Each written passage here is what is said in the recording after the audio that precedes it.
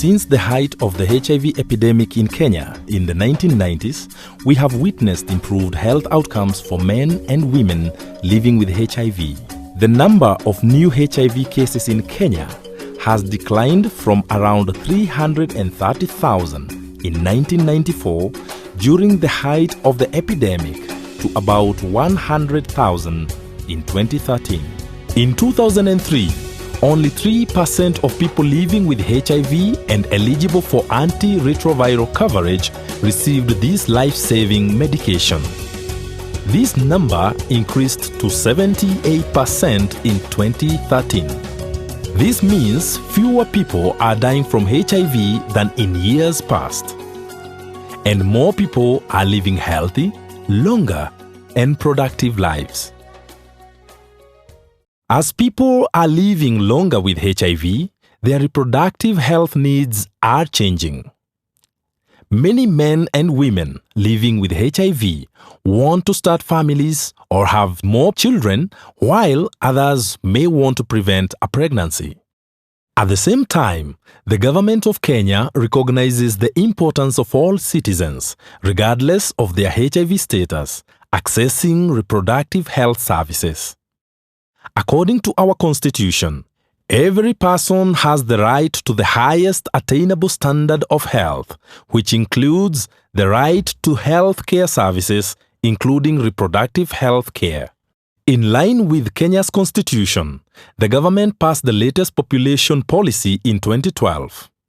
This policy calls for full implementation of both reproductive health and HIV and AIDS policies and programs to manage population growth and well-being in order to achieve Kenya's Vision 2030.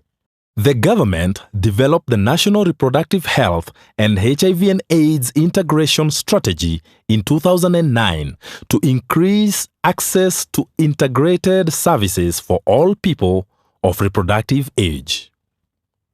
So, how can Kenya connect the dots and implement the wide array of health policies to achieve its development goals? One way is to integrate reproductive health and HIV services. But what do we mean by integrate? The goal of integration is to provide more comprehensive, convenient, acceptable, and cost-effective reproductive health and HIV services within the same setting. The services would be available during the same hours, and providers would encourage clients of one service to take up the other service within the same facility through a community-based setting or through a facilitated referral. Integration can be bidirectional, which means linking reproductive health with HIV programs and vice versa, depending on what is suitable for each level of care and facility. What do we mean by HIV and reproductive health care? When we mention HIV care and treatment, these include services and information that prevent infection and care for those who have become infected by providing counseling, care and treatment, support services, prevention of sexually transmitted infections, and other co-infections such as tuberculosis. Reproductive health care includes family planning, antenatal, safe delivery and postnatal care, treatment of infertility and reproductive tract infections, post-abortion care, information on human sexuality and reproductive health, prevention and care for those who have experienced violence, and appropriate referrals for further diagnosis and management. Investments in integrated services are smart because integration increases access and use of both reproductive health and HIV services, which reduces illness and saves the lives of men, women, and children, reduces personal as well as healthcare costs, and accelerates progress on key economic targets, helping to achieve Kenya's Vision 2030 and the Millennium Development Goals. How does integration increase access and use of both reproductive health and HIV services? By offering both services at the same time and in the same place, women and men will no longer have to travel to different clinics on different days to receive the care they need. Integration eliminates the need to split services and expand access to comprehensive care regardless of the initial reason for seeking healthcare. When access is easier, use of services will also increase. In addition, access to reproductive health care allows Kenyans to prevent an unintended or high-risk pregnancy, which may end in an unsafely performed abortion, disability, or death for the mother. When couples want to delay or prevent pregnancy, having access to family planning services allows them to achieve their fertility intentions and plan a safe pregnancy and delivery. Today in Kenya, 2 out of 5 women living with HIV have an unmet need for family planning, meaning they wish to delay childbearing but are not using family planning and are at risk for having an unintended pregnancy. Preventing unintended pregnancies among women living with HIV is a critical step towards reducing mother-to-child transmission of the disease. Many infant HIV infections can be prevented by integrating family planning services with prevention of mother-to-child transmission programs, or PMTCT. Research shows that adding family planning to PMTCT programs in Kenya would avert an additional 6,000 infant HIV infections than providing PMTCT services alone.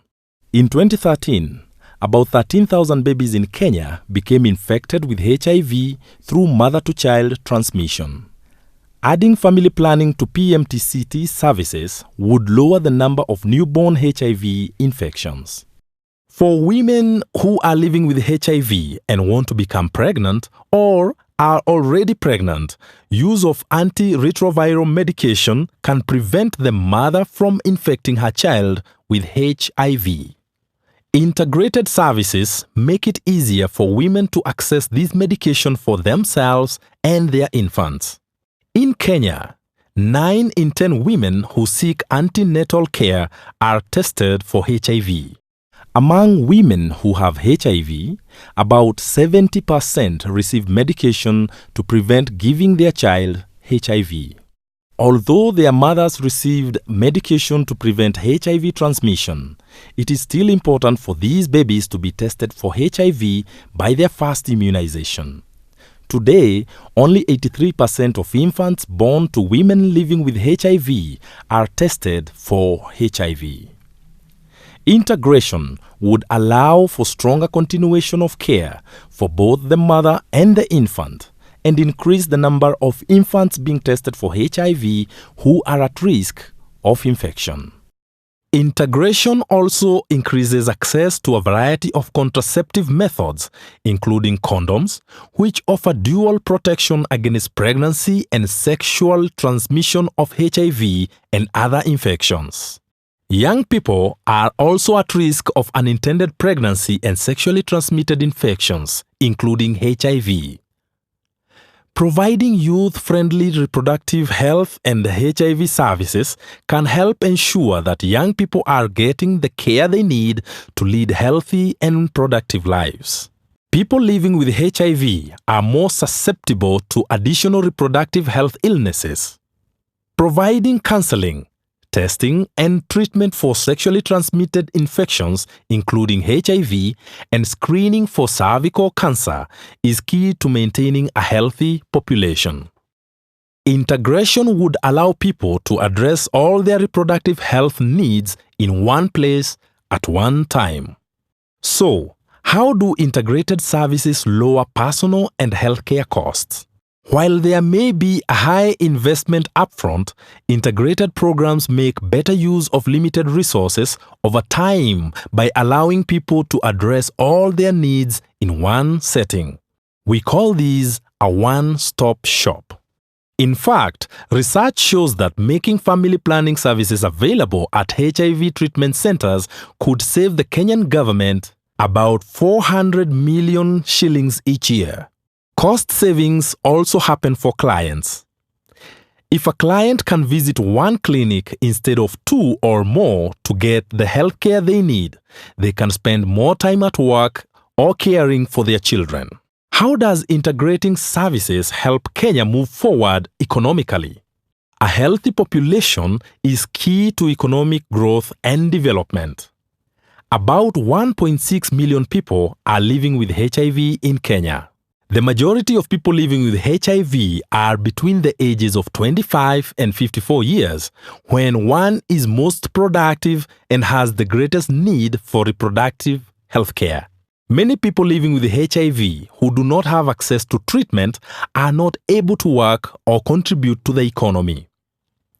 Family members may have to stop working or leave school to take care of people living with HIV or raise children who lost a parent to the disease. Integrated services increase the number of people receiving HIV care while reducing the stigma associated with such services. This contributes to fewer HIV infections and makes it easier for people who have HIV to receive treatment so they can live a productive life. In addition, family planning services enable women and families to plan their births and have more time and resources to invest in their children's health and education. When a woman can plan childbearing, she has more time and resources for her education and employment.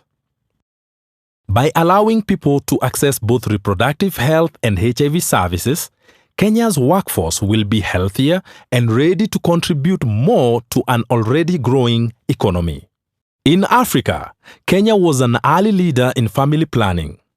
Throughout the 1980s and 90s, Kenya's family planning program was broad, comprehensive, and reached both urban and rural areas. During this time, many leaders spoke out in support for family planning. With our bubble graph, we can see the progress that Kenya made. Here on the left axis, we have the lifetime number of births per woman ranging from 0 to 8. On the bottom axis, we have the percentage of married women using any form of family planning ranging from 0 to about 60%. Starting in 1978, the average woman in Kenya had nearly 8 births during her lifetime, and about 7% of married women were using family planning. When we put the graph in motion, we see that fertility drops as family planning use increases. In 2009, we see that Kenya has made dramatic progress. About 46% of married women are using family planning, and the average woman has between 4 and 5 births during her lifetime. But if we zoom in and look carefully, we see that these trends were not always steady. In fact, from 1998 to 2003, the average number of births per woman actually increased from 4.7 to almost 5, and family planning use stalled.